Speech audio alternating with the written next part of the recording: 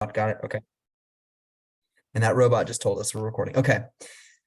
So, I'm going to go to the next slide. So a real quick agenda. We're going to just really quickly cover the DeFi happenings, and then we're going to have a fireside with Lisa. And we'll take, that'll probably take us until about 6. And then after that, we'll have breakout sessions in GatherTown per kind of the usual. So this is the DeFi Guild journey. I think everyone's seen this slide. Again, just as a friendly reminder, we have the buildable tracks. Be encouraged to sign up to those. We'll share this deck for those who are interested. I think one thing that's kind of important to call out is we have a DeFi study group that's going to kick off at 6:30 today, and they're going to have their second meeting. So for anybody who's maybe feeling a little behind or not getting enough of the DeFi Guild, definitely go to that avenue as well. I just want to kind of call out some of the other guilds. I saw that Regeneration is being led by Andy, I believe. So just anybody who's interested in refi as well can kind of sign up for those sessions. I think the next one's on the 18th, but don't take my word for it, and go check. So just as a reminder, we have the buildable tracks. Those are kicked off. We kicked those all off last week. Very exciting about each one of those and the progress we'll make.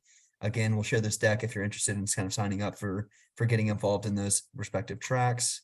Also, just wanted to give a big shout out to Sean, who's been kind of spearheading so far the podcast. Had some first, had one of the Kernel Fellows from Revert Finance on recently to check out all that they're doing to kind of provide analytical tools for LPs across Uniswap 3. I think Uni 2 is also SushiSwap. So really, really cool stuff there. Sean always continues to deliver. And in that vein, I'm going to turn it over to Sean to introduce our guest, and then we can get things started there. Sean, are you available? Hey, thanks, Danny. So really excited to invite Lisa J.Y. Tan to speak with us today. She's a friend of Kernel, really an expert in all things tokenomics, token engineering, and economics design. She's an economist by training, former and current entrepreneur, and really can talk about a lot of topics that are relevant to the DeFi space. I definitely will not do justice to introducing Lisa, so I'm going to turn it over to her to talk a little bit more about her background, and also go into a few introductory topics around tokenomics. Awesome. Well, thank you, everyone. Thank you for inviting me. I'm really excited to be sharing with you guys today. Can I share my screen? Danny, I think you're on mute, so. Okay. Yeah, we just made you a host, so you should be able to share. Perfect. Great. So this is the agenda that I have today. I'm just going to give you a very short brief about what I do. And then we want to go into the details of tokens. How do they come into play? I see that you guys have really talked about market design and mechanism design before, which is fantastic. And moving forward, you will talk about risks and legal aspects, which are two very big important components in designing this entire space. So it's great that tokens come into play here. And we want to talk a little bit about why tokens exist, how they exist, and how do we consider building these ecosystems. So we have a framework that we'll talk about. Then lastly, I want to also talk a little bit about economics versus engineering. A lot of people combine them together, and I'm by no means any expert. I just know the economics part a little bit more. Engineering is a different field. It's very related. We'll talk about that later. And I also want to share that we are hiring. We are hiring massively, and I want to share with you guys, see if any one of you are interested to join. Then I want to open the fireside chat because I think it'd be a lot more fun chatting. So, quick intro. I'm the founder and economist at Economics Design. We design economic systems, we do audits for economic systems, and we do analytics for economic systems. I see economic systems like countries, and it's a fantastic space to be in right now in Web3 because you get to build your own economic policies of these countries. And that's fascinating. We'll dive deeper into the details later. I also authored a book called The Economics and Math of Token Engineering and DeFi, and it looks like this. So it talks about the entire framework of how to design and build economies and what are some math behind it. You don't always need math, but math is always a good direction and a good input in designing a very robust system. at the end of the day, what do we want to do with these ecosystems? They need to have 3 criteria. They need to be self-financing, self-organizing, and self-sustaining. So this looks at self-financing will be the financial aspects. Usually it comes with some math. The self-organizing part is the governance aspect, and self-sustaining is to make sure that when the market grows with new people coming in, the market continues to have a proper market structure to allow for economic transactions. Okay. So, oh, did someone say something? Okay, let's go to the first principles. The reason why I came into this space was because of first principle. And when we have this new technology in place, we have the tool to create a brand new planet.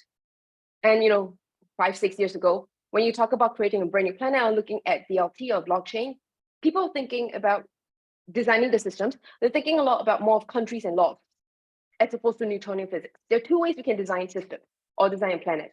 You can start by defining the countries, the resources in there, defining the law of how people trade, or you define the Newtonian physics of gravity, of exchange in energy within the system. 5 years ago, people were only looking at countries and laws, and that's where you have a lot of things on marketing, a lot of how do you get people into the space, how do you define the rules of trade. You have a lot of the MV equals PQ model to look at how to define these economic interactions within the system. However, because we are using a brand new technology, we get to build brand new systems. The first thing we need to do is to figure out what is gravity of the system. What are the rules that will effectively be the same effect on all these people on this earth that we're building? So we're looking to build a brand new planet. We need to go back to first principles, and we need to figure out what the Newtonian physics is for this digital world. Because it's digital, clearly we don't have physics. Clearly gravity doesn't play a role in this. However, we still need rules and constraints to allow to create this very robust economy. And that is how I started the space, by defining what the Newtonian physics is in the space. And so how I see digital physics, or to me, digital physics equals economics. So we need to define the economic systems in the space.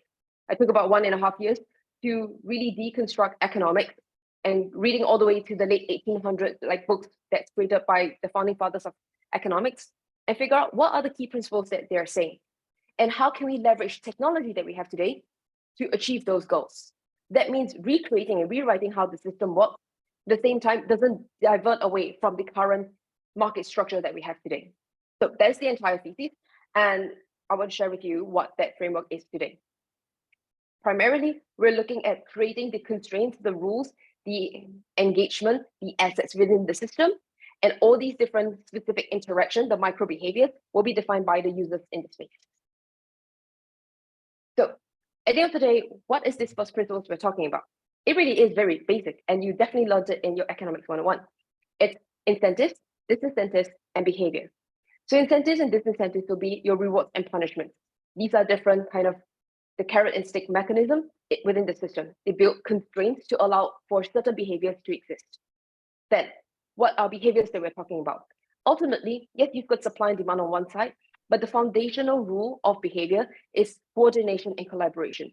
How do we coordinate between sellers to create a certain kind of market structure, be it monopoly, oligopolistic, perfect market economy, or collaboration? How do you collaborate between the sellers and buyers to collaborate and coordinate to exchange certain kind of goods? So we still don't drive too far from the basic principles of economics. We just apply them differently given the Web3 tech that we have.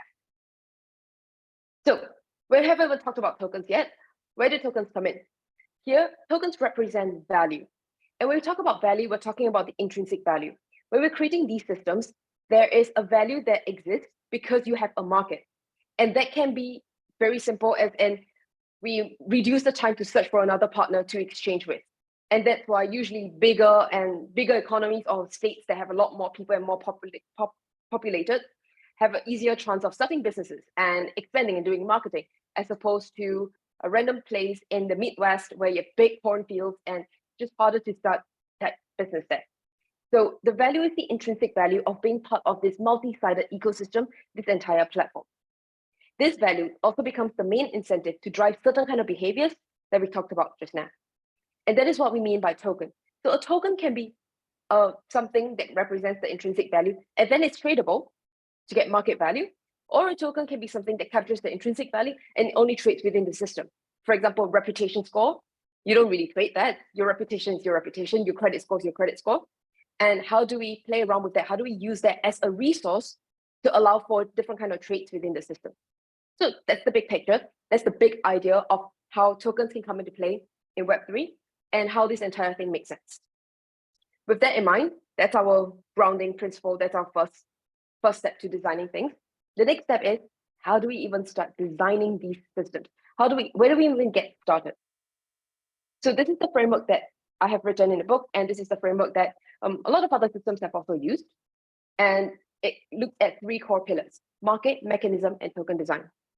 Market design is defining the market. And that means, who are the people in the place? What are the economic transactions available? What do we want to incentivize? What behaviors do we want to incentivize? And why would people come into the system? Within there, we look at more specific categories of components. And within each of them, they can also be very specific depending on what kind of systems you're building. You know, whether you're a stablecoin, or you are an AMM, you're lending, borrowing, or you're insurance, or your structured product, these things within the market design can be quite different. For mechanism design, these are the rules of the game. This is basically the constraints that we have built, and also the rules to allow for trade to happen. So here we talk about governance, we talk about non-financial incentives, and we talk about the structure to allow for trade to happen. So these are basically rules embedded. And lastly, we talk about token design. And token design is the design of the token itself. Usually people think about token as a tradable asset. So we have things like token policy, which is similar to monetary policy, understanding the supply, how does it impact the entire ecosystem, how does it impact behaviors of trade, how does it impact new people coming in. These are all the things you consider in token policy. We have financial incentives. These are a little bit more like fiscal policy. Are there different kind of subsidies in tokens given to the system through yield farming, for example, to encourage participants to come in to increase the thickness of the market, the network effect. Then we also have architecture of the token. This is a little bit more structured product and financial products, but this is more relevant if you're doing that kind of DeFi derivative structure. So that begs the question, what's the difference between economics and engineering? Both are very important and both are very related, but they're doing slightly different things. As you can see, economics is about building the structure, building the rules, building the constraints, defining all these different components in the market that we're creating. The main question we want to ask is, what do we want to optimize? And this goes, really back to, why do you create your protocol? What value does it give to people? Why do people want to go to yours when there are a lot of other protocols out there? What do you want to optimize? The what component. Based on that, you can create the rules, the structure, the constraints, the different incentives and mechanisms in place. Engineering is the how to optimize part.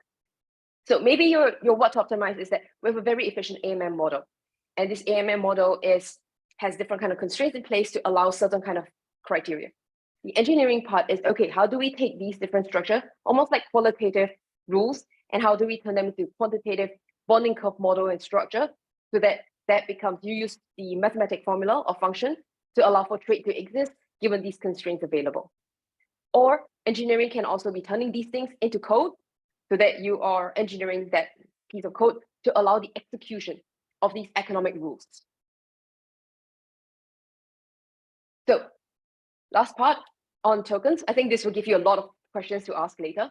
So token types, primarily, especially in DeFi, because this is a DeFi guild, there are 2 key token types. One is token as a coordination tool, and one is a token as a representation of assets. And it's important to understand the difference of both. And sure, you can have a lot of other categories with it, like proof of stake token, you can have your work token, all these different categories.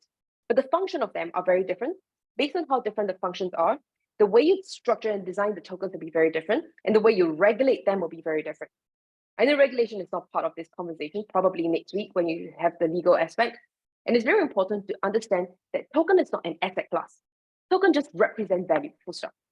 What the value represents, how the value flows within the system will then define how we structure the regulation to protect different kind of economic agents in the space. So with token as a coordination tool, you usually think of them as utility token. At the same time, you can also have currency, right? Currency is a means of store of value to allow for different trade between people as a way of coordination. So you have very high volatility in currency. You want people to trade. You want people to access stuff or assess different kind of things. With governance token, it's a way of coordinating different decision-making rules. So MakerDAO recently did a new proposal. It's not passed yet, they're still in discussion, where they're going to create like micro tokens only within the Maker's decision-making ecosystem to coordinate between the right expertise to make decisions for certain things, and then it scales up to the MKR token holders.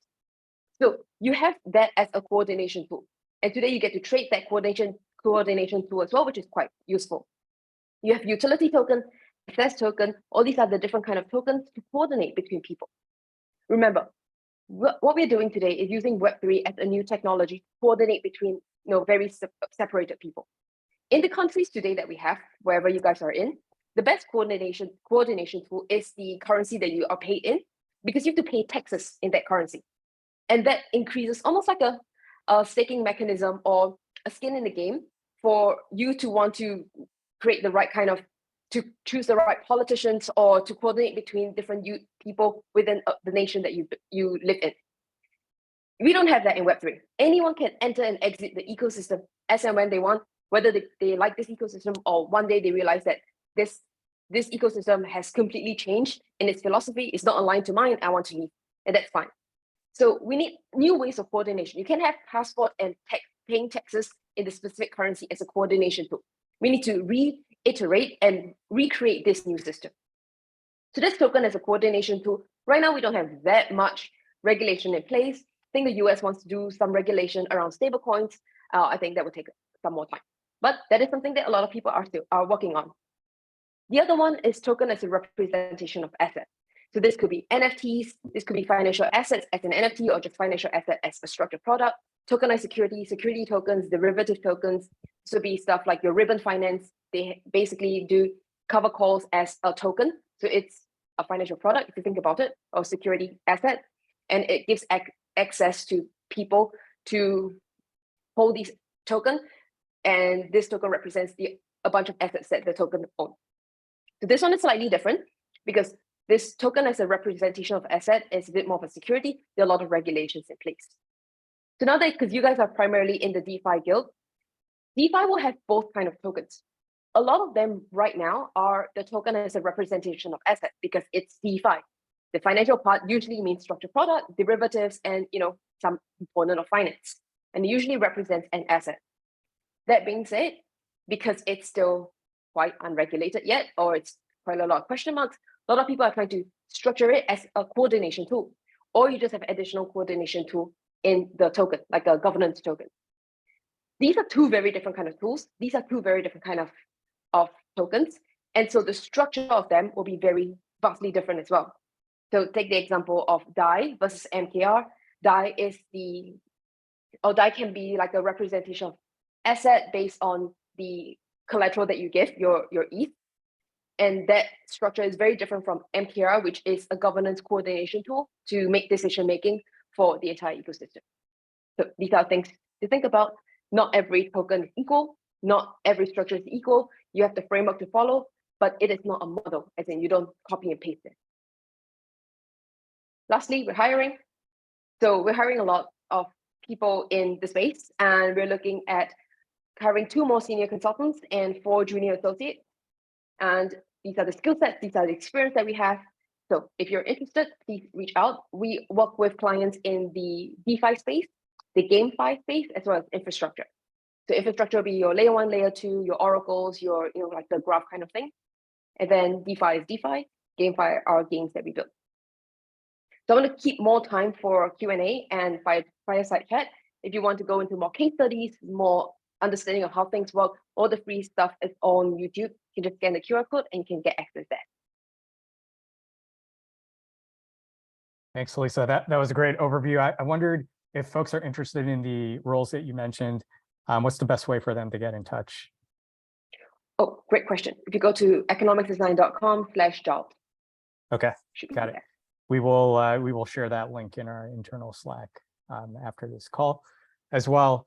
I wanted to actually go into some of the, before we just jump into some of the Q&A, would love to get your take on, I think one thing we had discussed yesterday was measuring the health of a economy, a protocol economy, an L1.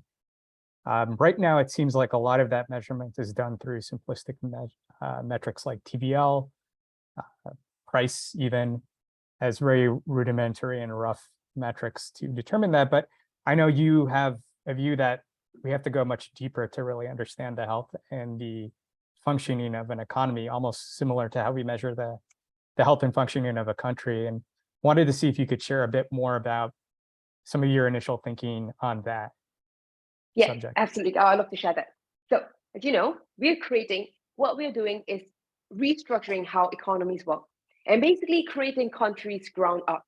And you know how everyone talks about the system is broken, you need to change the system. Yeah, today we have the tools to change the system, but we need to change the system from ground up, from first principle. That being said, change is one thing, measuring the change is the other. If you can measure it, you can improve it. And that's the biggest problem. And a lot of the measurements today are FDV, fully diluted value, your TVL, total value locked, or MC, your market cap. And these three are very simple mechanisms to calculate the value generated by the system. But we all know that life is a little bit more complicated than just basic multiplication to determine value. And so what we've been looking to do for the past 1 year, and we're still going to spend another like 4 more years on this, is to create GNV, gross network value. Again, we look at tokens as a representation of intrinsic value within the system. And what we want to do then is to figure out how do we calculate the intrinsic value within this entire ecosystem. So the long-term goal is to figure out GNV, gross network value, how much value is generated by the system. And what is the baby step right now? How can we go towards that? What are we doing? The first way is to figure out GDP. What is the gross domestic product using GDP mechanism? It's not perfect, but for now it's good enough. Using that to determine how much value is generated by the system. What is GDP? GDP basically calculates the value created by the country and how much value is generated by all the people in the world or in this country in a 12-month time period. So that's the value generated by the system. So with that in mind, how do we go from GDP to GNV? GDP right now is how much value is generated based on trade between people. How much trade is US doing with Ukraine, and you determine how much that is as well, and the value generated, you can also backtrack to figure out what GDP is. So in the token world, this takes a step a bit further because GDP now becomes the price floor. You can hold the tokens and determine that I want to trade it right now and exit the system, or I want to hold the tokens because I believe the future value generated is a lot more than the current market price of me selling it. So based on that, the GDP will become the price floor of how GNV works, and GNV will be potentially a multiplier of GDP to determine how these things work. So that being said, there are a lot of things to consider. How are we starting it right now? GDP is defined by five components: consumption, investment, government spending, net export, and net import. With all of these, we're trying to figure out, we're taking protocols or projects and classifying each economic activity into one of these buckets. Is this part of consumption by the players, by users? And the good thing with blockchain is that you can track them. So you can track these other transactions, and you can also determine generally based on the transactions, based on the wallet balance, how many people, or are these centralized exchanges? Are these whales? Are these like just regular players or regular users? You can determine the value of consumption within a time period. You do that for investment, you do that for government spending, you do that for import and export, you calculate them together, and this gives us the first step to figuring out GDP. Again, this would be a very long process because we're redefining GDP. That being said, it's a great way because today we've got more tools, more visibility, more transparency, more data available. We can have better, more precise, accurate ways of calculating. And once we calculate, it's not the end. You get to measure the inefficiencies or what kind of risks there could be. Maybe based on these calculations, we realize that, okay, in the past 3 months, the consumption has decreased by a lot. And yes, there might be a growing amount in the GDP, and that's because there are a lot of exports, but the local consumption has been on decline. And that given whatever forecast, you can see in the next 6 to 12 months, there will be a potentially economic recession within this market. And so how can we help and address that? Through updating the economic policies in place. And I think that's really powerful. definitely a much more robust way of measuring the health of some of these protocols than what we see in a lot of the mainstream news. I wanted to go to the Q&A, and Danny, I don't know if you're able to share your screen as well in terms of the Q&A, but I'm just going to go ahead and ask some of the questions that I see in the Q&A. Actually, if folks don't mind asking themselves, I see Tadeo, you actually asked the question regarding unwinding of liquidity mining programs. If you want to ask directly. Hey, yeah, sure. Hey, Lisa. Wait, can you see me? There we go. I mean, I work at Maker, so I'm drinking from the Kool-Aid, the fact that Maker has never done a proper liquidity mining program. But someone showed a graphic the other day of like basically the amount of value that has been given out as liquidity mining compared to the amount of revenue being brought by the protocols.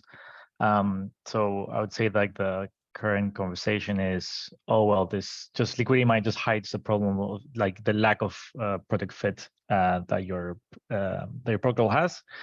But then I keep thinking that there is still some value in being able to bootstrap your project rather than having to pay for marketing, similar to Web2, where you just give money to Google and Facebook, give directly to users and LP providers, for example. Yeah. So this is a very good question, because one of the things that people keep forgetting is that economics is not like physics, where gravity is gravity. The way you measure gravity is that is it. When we had dinosaurs or when we had humans, gravity was the same. The thing about economics is it's a soft science, and it really modifies based on the market. So in the start, if you are an AMM, you need to attract liquidity providers, and then you have your liquidity mining activity. Towards the end, or maybe like 3 years down the road, you need to attract a different kind of economic user or a different kind of economic agent or a different economic behavior, activity, or transaction. Then you have other incentives in place. So the economic policies or the token economics, whatever you want to call that, it reflects what the market is, who is in the market, what the market structure is, what kind of behaviors you want to incentivize. Then you have the right policies in place for that. And it can change. It can 100% change. Cool, thanks for that. I'm just going back to some of the top questions that I see in the Q&A. Lisa, you referred to this in your presentation regarding stablecoins, but we've seen a lot of stablecoin experiments either fail or be significantly tested in this past cycle, and wanted to hear your perspective on what we can learn from this past super cycle. And do you think we can anticipate, or like what action do you think we can anticipate from global regulatory bodies, as many individuals, retail investors have lost significant sums of money?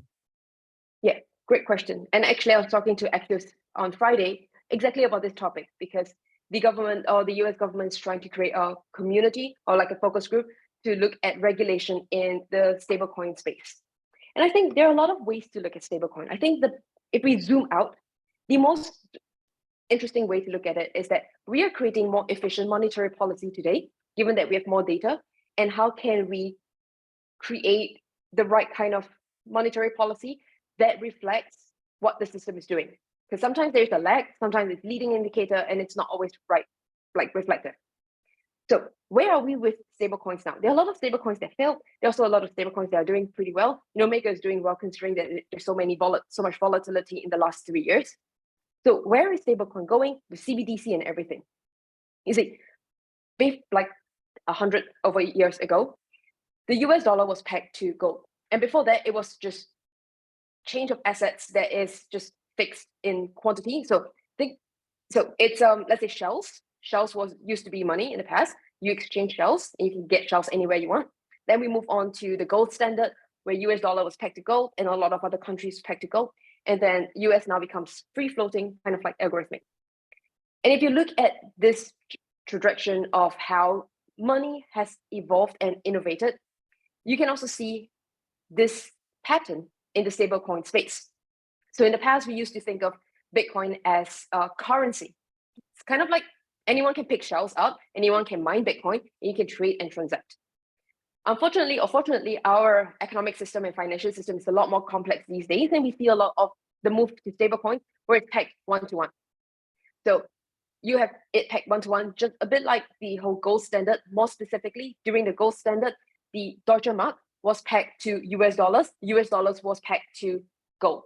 Gold fluctuates and US dollar fluctuates, but Deutsche Mark is fluctuating based on the US dollars. So it's kind of like, the maker system where you put it in ETH and you mint DAI. Then you also have the system where USD pegged to gold. That is kind of like the one-to-one peg of USD and USDC. And so we see this same innovation in the crypto space. Where we are today with US dollars, Singapore dollars, a lot of other countries, is either a mix of fully fiat currency, which is your algorithmic, or a mix of algorithmic and some stable coins. And you have Frex as one of that, where I think they do 70% backed by USDC and 30% backed by their own coins. So you have a lot of models coming out in place. And where does algorithmic stablecoins stand? I think algorithmic stablecoins still have a space in this entire world, 100% without a doubt. The only thing is it takes time to innovate, it takes time to build, it takes time to test different things. And what tests are we talking about? Today we've got data. We can use data to make better decisions, and we can use data to help us predict or model out the monetary policy. Not only that, we're experimenting with a lot of new ways of monetary policy. I know Faye closed down a few months ago, but Faye was an interesting experiment. You have a lot of other experiments out there of figuring out new ways of creating monetary policy. And how is that different from the physical world that we live in? It's actually quite the same. After World War II, there was huge recession over the world, Great Depression, right? Two little villages, one in Norway, one in Germany, where the government gave out the specific currency, and that currency had an expiration date. And this is to encourage consumption within the ecosystem, because at that economic market crisis, they needed consumption of peer-to-peer. So they said, okay, you have $100 for this month. You need to spend it with it this month, or the money will be gone. And that encouraged people to spend, and it actually worked. Again, these were small little villages. These were all the Gini inequality is not that great. And so people spend money and the entire economy started churning again. And this is not just, it's not just a shilling thing, or it's not just, oh, this is not fair to people who want to accumulate wealth, but society is where all of us are in it together. And it's about building faith again in the society where we have everyone growing together. The society can grow if only 10% of the population just extracts all the resource and grow together and leaving the 90% behind. We need to grow all together. And this was one of the mechanisms to do that. Can we use that in crypto? Yes and no, because these were very specific circumstances. These were small communities. These communities had low Gini coefficient, and they were also a little bit more, maintained and guarded by the government. So you could allow these different systems to happen. And with crypto, especially with a lot of sentiment-driven FUD, it can be quite challenging, I would imagine, unless you have a very small and strong believers. So China did that because China had this stablecoin right now, the CBDC called DCEP, and they were experimenting with such economic policies. So they were giving out, I think they were giving a few $100s to everyone to use within a month, and that dollar or that RMB had a 30-day expiration date. And they wanted to try an experiment to see if people were using it, were people averse by it, or people actually liked it. So experimental phase, but stablecoins will still have a big, long journey to go. Yeah, we're creating a new economic system, and the US dollar wasn't created overnight, right? Or even the gold standard. So I think amidst the hype cycles, we need to have some patience, because societal level change doesn't happen overnight or even over the course of a few years. I wanted to pause to take a pause and see if anybody on the call, fellows, even guild leads, etc., wanted to ask a question live that may not even be listed on the Q&A, just to change things up a little bit as well. If not, I'm happy to just go back to the Q&A. But yeah, I actually wanted to ask more about the mathematics side. I really appreciated the presentation. I learned a lot. I was just curious about what kind of math is used for building these things out, and what are the limits of how we can use math to create better systems that work for more people? Great question. I think math comes in a lot of different forms. So let's take the more macro level approach first. You have math in terms of figuring out, where does math come in? Let's take that first step. A lot of these economic policies that we have talked about and discussed are all qualitative economic policies. They need to become quantitative, real numbers.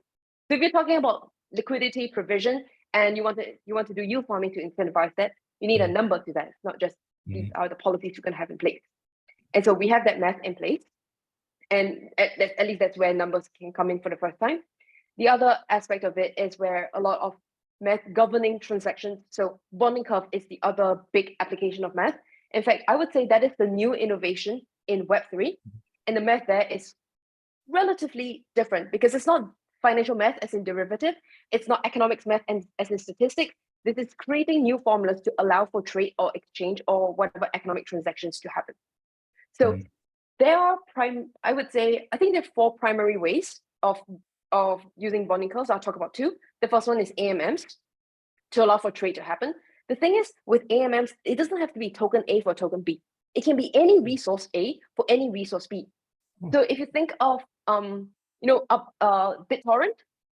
Yeah. BitTorrent, you can just upload different things. It could be upload speed or upload availability and download speed availability. And you can pack that you can link 2 different variables. These are value generator, or these are assets in your ecosystem. You can link them through a mathematical formula. So it doesn't always have to be token related, but you can have math in that kind of form. The third kind of, and then the other part of bonding curves are going to be, fundraising. How can you use that as a fundraising mechanism and strategy? And how can you structure that almost like a structured product and embed it within the bonding curve? The third kind of math in this space is your structured products, your derivatives. And you have like Ribbon doing that. They are doing like cover call strategies, and you have some basic math around that. The difficult part is, these are all crypto native assets. So how do you determine your IB, your internal volatility of your assets, especially if it's new assets, not just assets that's traded on Deribit? How do you figure that out? How do you calculate that? That will be key. So these 3 are the math that we think about and we look at when designing these systems. There's another set of math we look at when figuring out how to analyze these systems. And these are still things that being uncovered. Wow. Thank you for that. Okay. Check out, another thing on bonding curves, check out Nexus Mutual. They have a very interesting bonding curve model as well. Oh, for sure. Yes. So you can you can embed a lot of different components and parameters within the bonding curve. And it's almost like driving a train or driving a plane. You have a lot of buttons to press. You can embed these buttons within these components and you structure it into a mathematical model. Wow. Thank you so much. Nexus Mutual, right? Nexus Mutual. Cool. Thank you. Yeah, I think that's a case study in your book, right, Lisa? Nexus Mutual. Correct. So if you all haven't checked out Lisa's book already, I think we've linked to it in the Slack. Definitely recommend that. And a few of the fellows, actually, the last fellowship actually did a study group and had invited Lisa originally to speak regarding that, but they had done some case study summaries of some of these things like Nexus Mutual and Maker and the like. So now that we have some folks directly from the protocols like Tadeo, I think that adds a whole new perspective. And then Danny linked a good curriculum that is mathematically based DeFi curriculum, which hopefully some of you can go through. Shannon, to your question, the case studies are in in Lisa's book. We'll share a link to it later. I think it's in the original message I shared with the announcement. Want to once again turn it back to the audience before I go into the Q&A to see if there's any other live questions that. Okay, Shannon has Lisa's book, so definitely it's one of the chapters in there. I check it out. Any other live questions? Thanks, Lance, for your question. I have one question, Lisa. So, like, what would be the the measurement for success of a tokenomics model that you use mostly after launching it? What do you look at? And maybe another thing, what kind of common mistakes, projects are doing when launching the tokenomics model? Thank you. Great question. So when we analyze and we do like due diligence or economic audit for these different systems, we look at three things. Is it self-financing, self-sustaining, self-governing? Self-governing part is a bit difficult because self-governing is where it's completely decentralized and how people govern, and it's a governance structure where it needs to be used and use data to figure that out. But that aside, the self-sustaining and self-financing is stuff that you can do in Excel models. So we use Excel models a lot. You have CAT out there as well that you can use, and you have Machinations, which is another tool that we also use. But Excel model is basically the tool that we always use. And there, it's given these parameters in place. How do we prove them out as being sustainable or not? So we recently did a case study, or we did a project with one of these AMMs, and it's a cross-chain AMM, and they were looking at having different kind of parameters in place. And once we model the entire thing out, given the cross-chain liquidity and a bunch of different things in place, we realized that a specific mechanism that they have, a specific parameter, caused the entire ecosystem to fail in 24 months. And so that is where it's not self-financing, it's not self-sustaining. Self-sustaining is where for a period of X amount of months, it can still sustain without any additional changes to the economy. Self-financing is where you don't have to inject additional fresh finance in to like additional fundraising or whatever. That is, we use Excel models to test that out. You could use CAT if you're building very complex models and very complex economies. I think block science is very good at that. There's also a CAT education. I think it's cat.education to analyze a little bit more about, or to teach you how to use CAT. Machinations is another model where it's a lot simpler. I would say Machinations is more suitable for games, and there it's a little bit more high level. So it looks at understanding the different kind of game types, player types. I think it's not super relevant to DeFi, but very relevant to GameFi and Metaverse. And how do you check the sustainability in terms of how people behave and how does it impact the kind of token assets or whatever assets you have in the ecosystem? So those are the things that we look at. For problems that we see or common mistakes, I think one thing that I saw, like it's still here today, it's been so many years, people keep thinking deflationary is the way to go. That's number one. And deflationary it's not that deflationary is good or bad. It's also not that inflationary is good or bad. It really depends. Again, it reflects what kind of system that we are in. And the thing about deflationary in general, no ecosystem or no economy wants a deflationary ecosystem, because it means that deflationary means today, if you buy an apple, it's $1. Tomorrow, you can use 90 cents to buy the apple. That means I don't want to use my money today. If I keep my money for one more day, tomorrow, the value of my money will be higher. Then nobody will spend, no one will consume, no one will invest, no one will do anything. And that is where the economy fails, right? Because an economy exists because it allows for people to trade. When there's no trade, there's no market. When there's no market, all these economic models, they just fail. So that means we can have a completely deflationary model. And that is exactly the main, a lot of people are worried about with the ETH merge, or no, not ETH merge. Oh yeah, actually the ETH merge and the 1559, combining both together, because when you're burning so many things, you're staking so much, then you have less tokens in circulation, more people coming in, less token in circulation, increasingly less token in circulation, increasing more people coming in because we're doing mass market now, then it creates a deflationary impact and people will stop spending in ETH, and that will be quite dangerous. You have that in the Bitcoin worry as well. So what does that mean? It means that we do need an inflationary model, but this inflationary model needs to be aligned to the value generated by the system.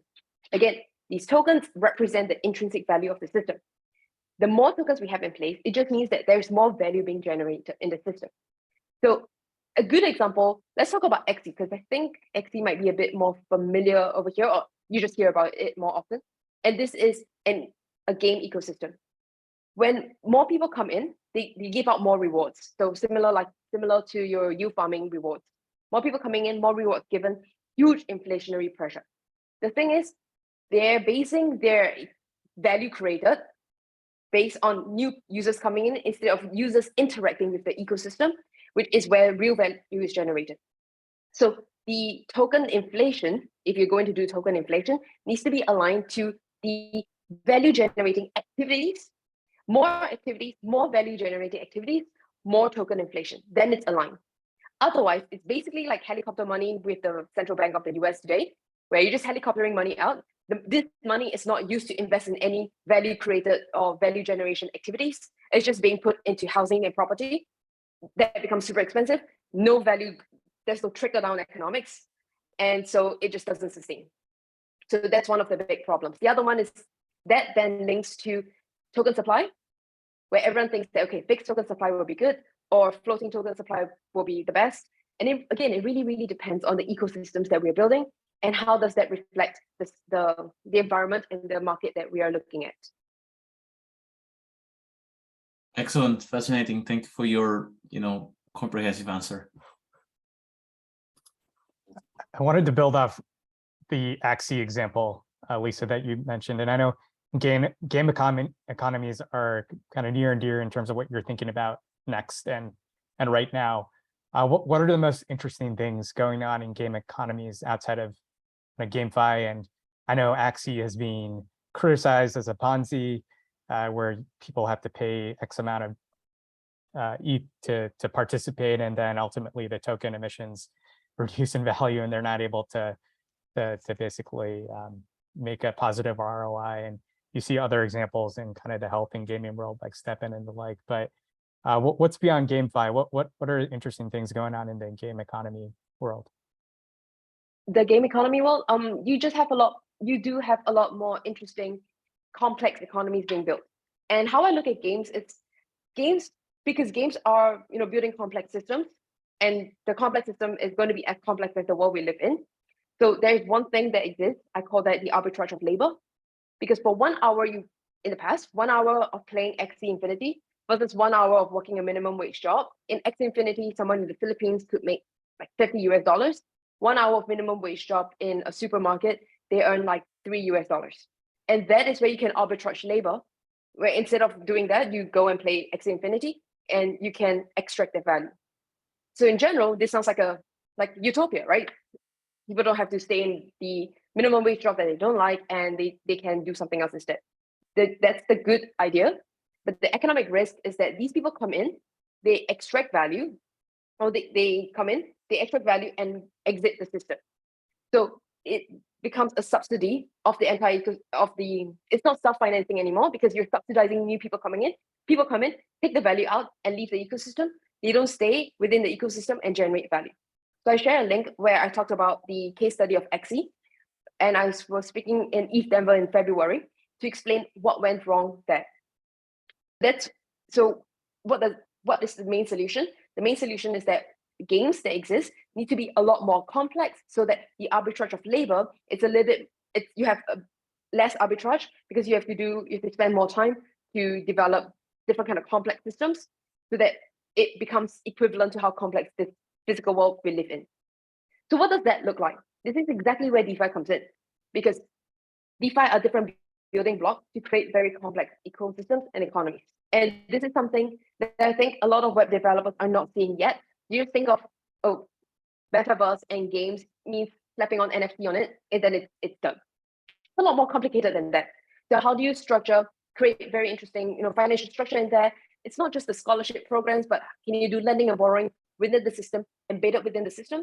Or you can have protocol partnership. Can you provide insurance? Can you provide all these different things that we have in the physical world in TradFi?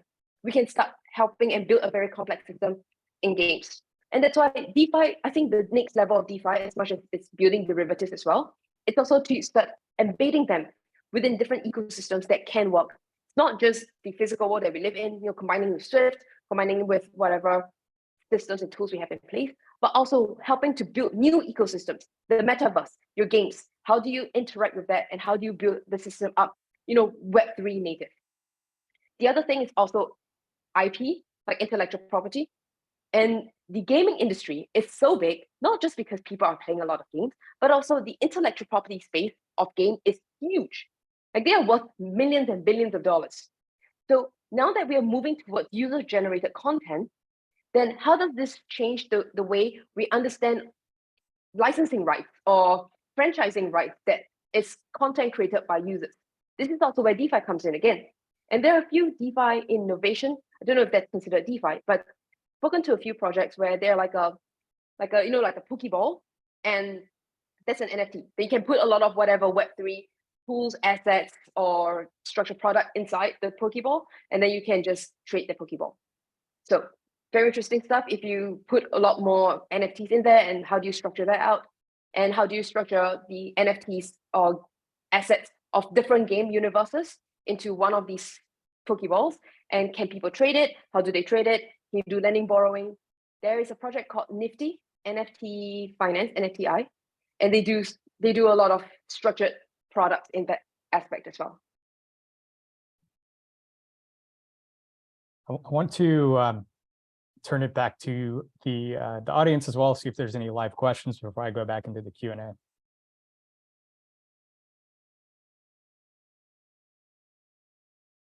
All right, I'm going to go into the Q&A. So the next voted question is, where does non-economic incentivization come into tokenomics? To what degree can you validate the distribution of tokens for fair ownership alone?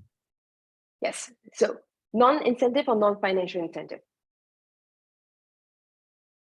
Let me see here. It is non-economic incentivization. So I believe they mean non-financial incentivization. Yeah. But if like anyone who asked the question wants to voice any additional context, please feel free to do so. That would be mine, actually. Okay. The idea being, you know, a lot of people recently, and this was a topic on Dan, who we had on for our first session, his Twitter yesterday, where, you know, he kind of was saying that everyone, if you can potentially remove your tokenomics without actually impacting your user base, you should. And the major response in the other direction was, okay, yes, that makes sense in terms of not spending your equity on literally nothing potentially. But maybe you're supposed to do that literally just for ownership, right? I don't necessarily agree, but I think there is definitely some validity, right? Everyone does airdrops for a reason. Do you have any metrics or ideas behind how you look at that, I suppose? Interesting perspective. And as economists always say, it depends. It depends a lot on what kind of ecosystems we're building. Are we doing infrastructure project, or are we doing an ecosystem? And infrastructure projects, by that, I agree 100%, because the infrastructure needs to create value as an infrastructure for people to come in. If you need to pay someone to use your highway and your road, then that's probably not a very good road if you have to like bribe someone to use your road. Whereas if you're building a brand new ecosystem, freshly startup ecosystem of, I don't know, exchange college books in a college community, then you need to incentivize people to come in and trade and be part of this ecosystem. So it depends a lot on the structure of, what value you're bringing in, how value is shared within the ecosystem, and what kind of value is being generated in the first place. And that will then dictate how the token structure works. On that note, there are some non-economic token incentives, and that will be stuff like reputation. The availability of tracking users today doesn't mean that we want to track everyone and be like, one of these dystopian world, but it can also, it can be used in a good way where people with the right information make decisions on behalf of people who don't know that much. So why would you get someone who is not medically trained to make policies on COVID when you have actually trained doctors who have better insights of how COVID will impact the economy or will impact people to make these kind of policies? And that becomes very important because democracy, 100%, we need to have democracy. But also one of the problems of democracy, which Aristotle complained a lot, like ages ago, that giving everyone the same voice means everyone's value is equal. And sometimes, just sometimes, people's opinion are not equal because they don't have enough insight. They don't have enough information on that. We see a lot of that going wrong with governance voting. Just because someone has more tokens or someone has like different kind of incentives, they vote randomly. And there are some governance proposals that that failed and that caused huge disruptions. And I get that we're in an experimental phase. Doesn't mean that all the decisions are right. It's good to track all of these things, but you can also see where systems fail because you have the wrong people. You have the people without the right kind of information to make decisions on behalf of everyone.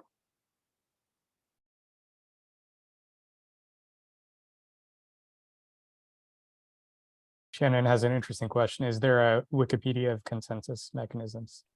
Hi, Shannon. Yes. Hey, So Lisa.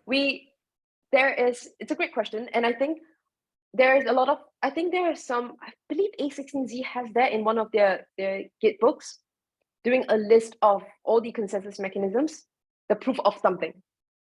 That being said, consensus mechanisms are also another way of governance. It's part of governance. Consensus mechanisms are not just in layer 1 blockchain where you validate information, but you also have consensus as in consensus of improvement proposals passing through. And I think that is something that I have not seen out there yet.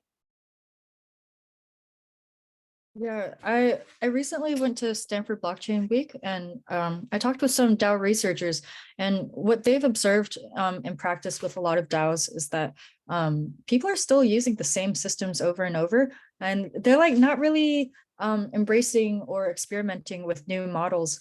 I think partially because they're afraid of wasting time or like missing out on a fund round, for example. So how is there a safe way to practice different consensus mechanisms? Interesting question. I think the problem with consensus mechanisms is that usually it's a one-off thing, or it's mutually exclusive.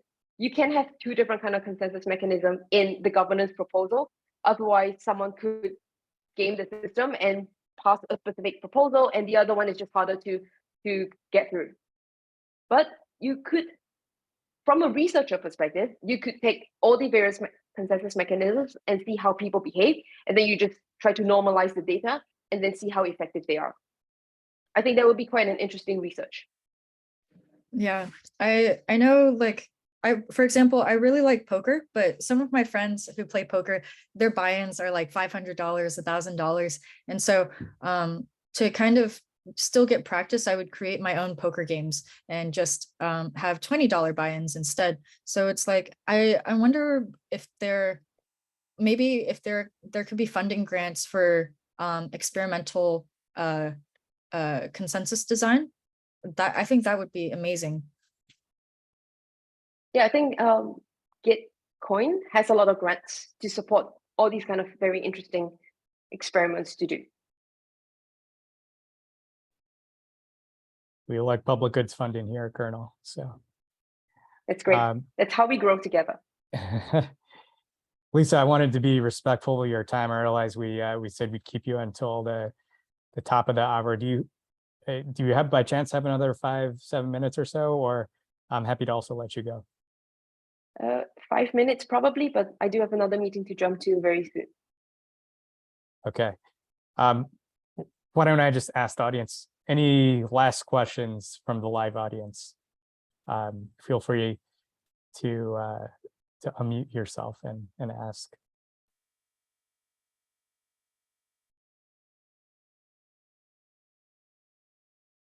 Okay. Hey, sorry, can you hear me? Okay, Hey. yeah, go ahead. Oh, hey. Hey, sorry, I was on mute.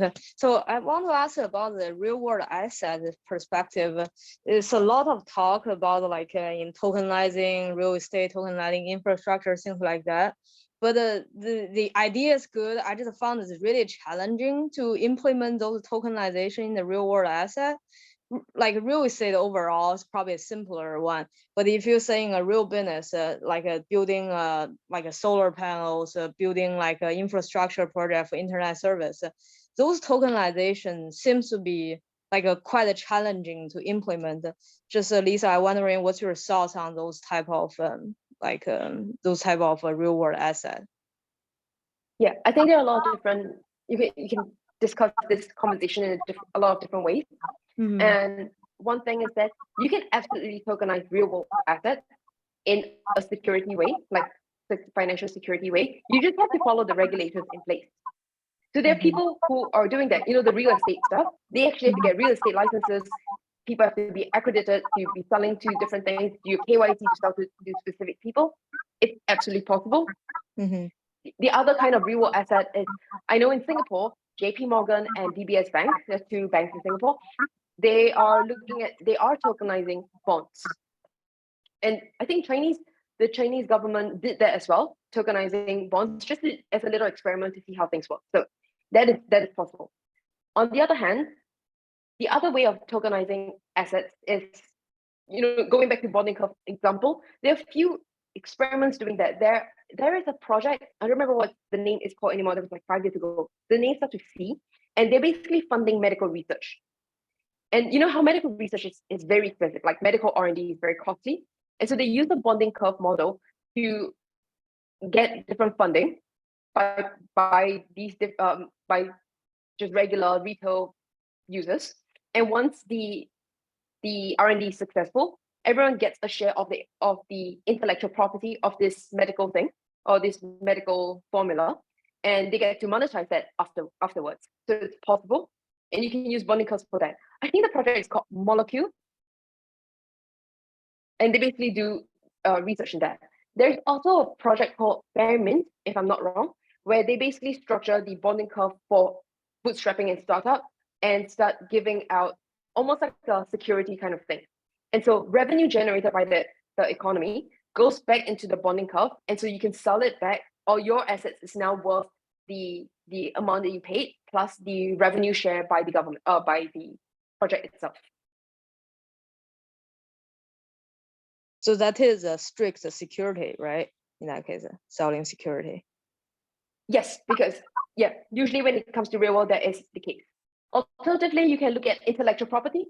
Intellectual property is not security, and you can tokenize intellectual property. That is a real world case study as well. Thank you. I think we'll probably wrap up there. Lisa, I wanted to see if you had any last asks for the kernel group here. I know you're hiring, but anything else that you wanted to ask the group? No, just reach out anytime. We're doing a lot of very cool and interesting stuff. I hope to share more about what we're doing. We're just doing so many things that it's much harder to share all this new information because we're doing a lot of cool stuff every single week. Quite hard to, even I'm having trouble figuring out what we're doing because we have our teams in 6 continents, and just figuring out what everyone is doing on a single week is quite stressful sometimes as well. But we're always hiring, always growing, always expanding, doing a lot of research. We partner with universities to do research as well. And we're doing a lot of analytics and coming up with new ideas to work on new incentive mechanisms for the token model. All right, everyone, let's give a virtual round of applause for Lisa. Really appreciate her time. And thank you once again, Lisa, for joining us. Thank you, everyone.